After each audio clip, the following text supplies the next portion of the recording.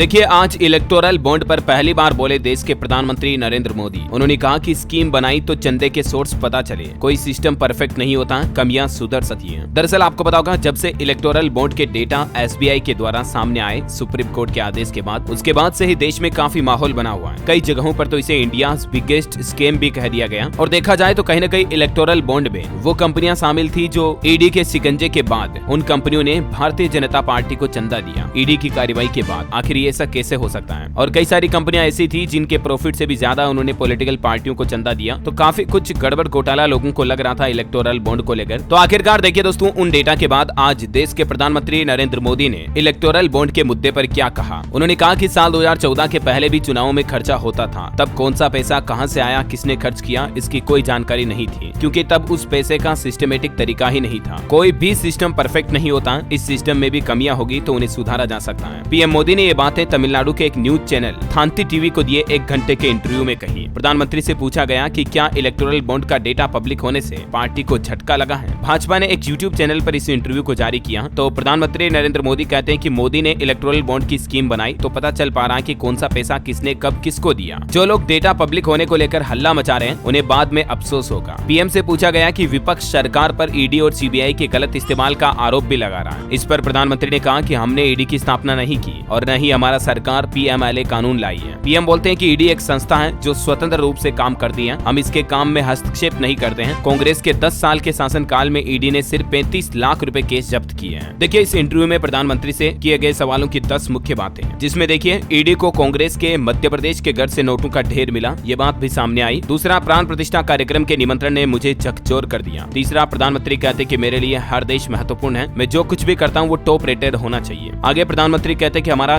गठबंधन समाज को जोड़ता है, एनडीए एक मजबूत गठबंधन है जो समाज के विभिन्न वर्गों को एक करता है। 5वां, अन्नामलाई राष्ट्र की सेवा करना चाहते हैं। 6ठा, तमिलनाडु की विरासत के साथ अन्याय हुआ। 7वां, तमिलनाडु में अपार संभावनाएं हैं। 8वां, पीएम ने विकसित भारत संकल्प को भी तमिलनाडु से जोड़ा। 9वां, प्रधानमंत्री बोले कि हम चाहते हैं कि नई संसद में सेंगोल हमें प्रेरित करें। और 10वां, 1991 की कन्याकुमारी से श्रीनगर की यात्रा, उसके बारे में भी प्रधानमंत्री ने चर्चा की। इंटरव्यू में पूछा गया कि कांग्रेस का आरोप है कि प्रधानमंत्री ने देश से झूठ बोला। इस पर भी पीएम कहते हैं कि कांग्रेस नेता जयराम रमेश ने कहा कि प्रधानमंत्री हर दिन पाखंड की नई ऊंचाइयों को छूते हैं और बेईमानी की नई गहराइयों में उतरते हैं। तो प्रधानमंत्री ने आगे कहा कि बड़े बड़े सत्ताधारी आज जेल में हैं, क्योंकि इन बेईमानों ने जो धन लूटा है वो मैं गरीबों को लौटाऊंगा। ये कुछ पीएम मोदी ने इंटरव्यू में बातों का जिक्र किया। और आज प्रधानमंत्री ने ये भी कहा कि साल 2014 में बैंकिंग सिस्टम डूबने की कगार पर था, लेकिन अब ये प्रॉफिट में है। पिछले 10 साल में जो भारत में हुआ वो तो सिर्फ ट्रेलर है, फिल्म अभी बाकी है, जो आपको अगले लोकसभा चुनाव में वापस भाजपा की सरकार आने पर देखने मिलेगी। तो ये कुछ पीएम मोदी के इंटरव्यू की कुछ खास बातें आपको जरूर जानने मिलेंगी। इस पर आपकी क्या राय है, प्रतिक्रिया है, कमेंट करके मुझे नीचे बताइएगा। इस वीडियो को लाइक और शेयर करना, डीएलएस न्यूज चैनल को सब्सक्राइब करके बेल आइकन जरूर दबा देना, ऐसे इन्फॉर्मेटिव काम की खबरें देखते रहने के लिए। जय हिंद, जय भारत, वंदे मातरम।